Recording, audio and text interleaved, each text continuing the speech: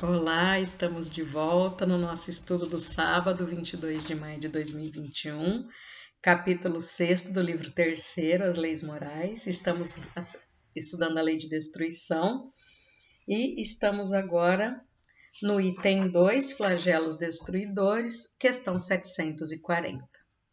Os flagelos não seriam igualmente provas morais para o homem, pondo-o às voltas com necessidades mais duras?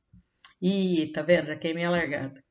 Os flagelos são provas que proporcionam ao homem a ocasião de exercitar a inteligência, de mostrar a sua paciência e a sua resignação ante a vontade de Deus, ao mesmo tempo que lhe permite desenvolver os sentimentos de abnegação, de desinteresse próprio e de amor ao próximo, se ele não for dominado pelo egoísmo.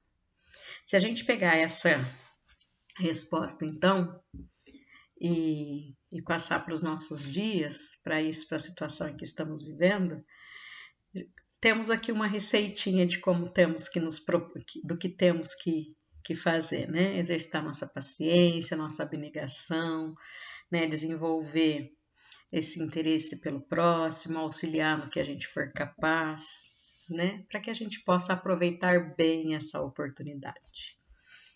Questão 741. É dado ao homem conjurar os flagelos que o afligem? Sim, em parte, mas não como geralmente se pensa. Muitos flagelos são as consequências de sua própria imprevidência.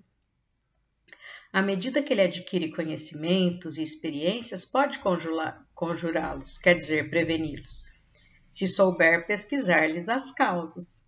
Mas entre os males que afligem a humanidade, há os que são de natureza geral e pertencem aos desígnios da providência. Desses, cada indivíduo recebe em menor ou maior proporção a parte que lhe cabe, não lhe sendo possível opor nada mais do que a resignação à vontade de Deus. Mas ainda esses males são geralmente agravados pela indolência do homem. Então veja, às vezes a coisa já está ruim e a gente não faz nada para melhorar, né? Muito pelo contrário, a gente piora. Então, alguns flagelos a gente consegue sim melhorar. Tanto que se a gente for ver na história da humanidade, nós já tem muita coisa que foi muito ruim, matou muita gente e que hoje é tranquilo, porque nós aprendemos nesse caminho, né? Mas tem algumas coisas aí que a gente ainda não sabe que é a providência divina que está vendo lá. Entre os flagelos destruidores naturais e independentes do homem, devem ser colocados em primeira linha a peste, então as doenças, né? A fome, as inundações, as intempéries fatais à produção da terra. Mas o homem não achou na ciência, nos trabalhos de arte, no aperfeiçoamento da agricultura, nos afolhamentos, nas irrigações e no estudo das condições higiênicas, os meios de neutralizar ou pelo menos atenuar tantos desastres? Algumas regiões antigamente devastadas por terríveis flagelos não estão hoje resguardadas? Que não fará o homem, portanto, pelo seu bem-estar material, quando souber aproveitar todos os recursos da sua inteligência e quando, ao cuidado de sua preservação pessoal, souber aliar o sentimento de uma verdadeira caridade para com os semelhantes? Então, veja, é isso que a gente estava falando, muita coisa a gente já superou, né? Então, há algum tempo, morria-se, por exemplo, de sarampo, morria-se de infecções porque as pessoas não sabiam que precisava lavar as mãos, né? Que as mãos transmitiam bactérias, enfim. Muitas coisas a gente já foi se desenvolvendo e foi deixando de lado, conseguindo passar por essa fase. No entanto, vão vindo outras tantas para que a gente possa aí continuar se desenvolvendo. Nós vamos para o nosso último item de hoje, que é o item 3, guerras. Que aqui é uma coisa que a gente também está vendo aí ainda, com muita tristeza, muitas situações, né? Questão 742. Qual a causa que leva o homem à guerra? Aqui, a gente já sabe que a resposta vai doer. Predominância da natureza animal sobre a espiritual e a satisfação das paixões.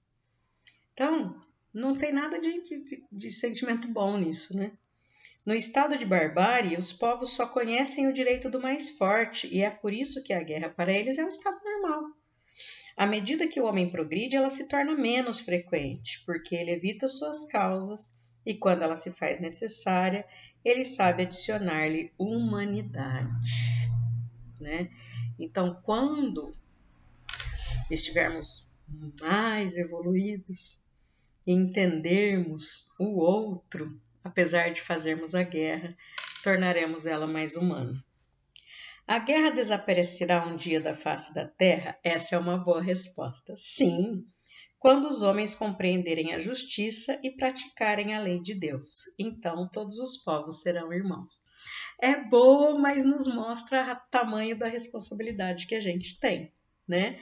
Nos dá esperança, mas nos dá uma grande responsabilidade. Qual o objetivo da providência ao tornar a guerra necessária?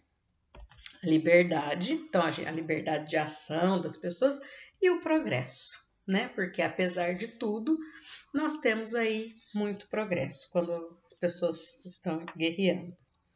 Questão 744A.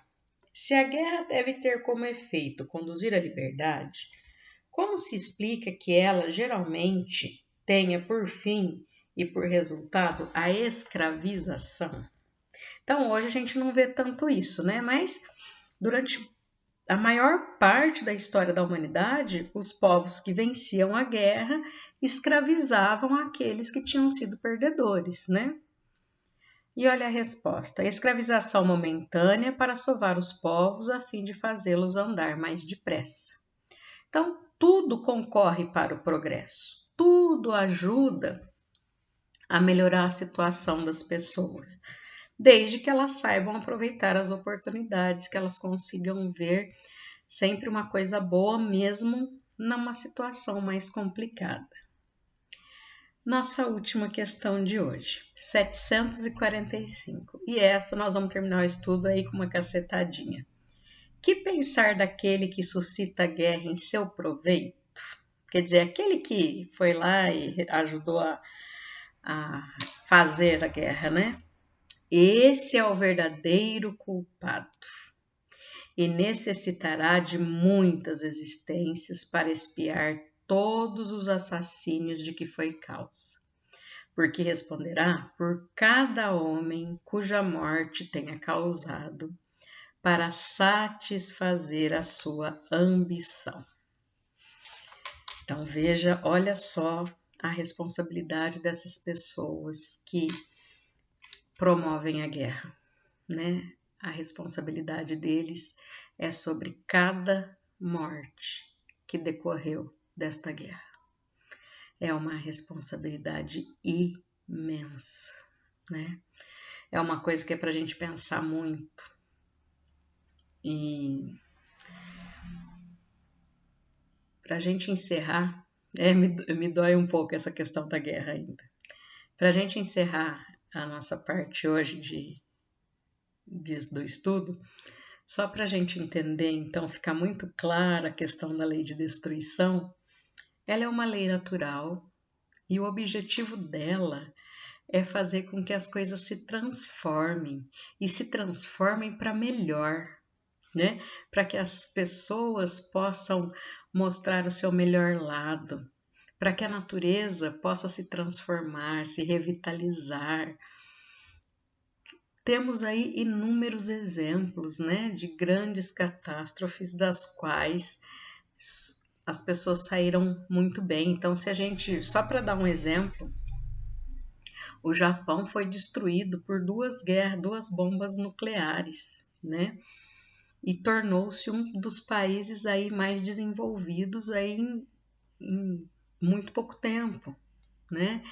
Então, veja, para esse país, para esse povo, aquele evento catastrófico trouxe uma evolução muito grande, um progresso muito grande. Então, a lei de destruição, ela nos ajuda, mas é aquele negócio, né? Ela é utilizada para tais fins, mas aquele que promove a destruição desnecessariamente, ele será responsabilizado e responsabilizado de uma forma muito, muito séria, né? Por quê? Porque acabou se responsabilizando pela vida de outras pessoas, tá bom? Gente, beijo para vocês, até o próximo. Fiquem com Deus e se cuidem, hein? Tchau!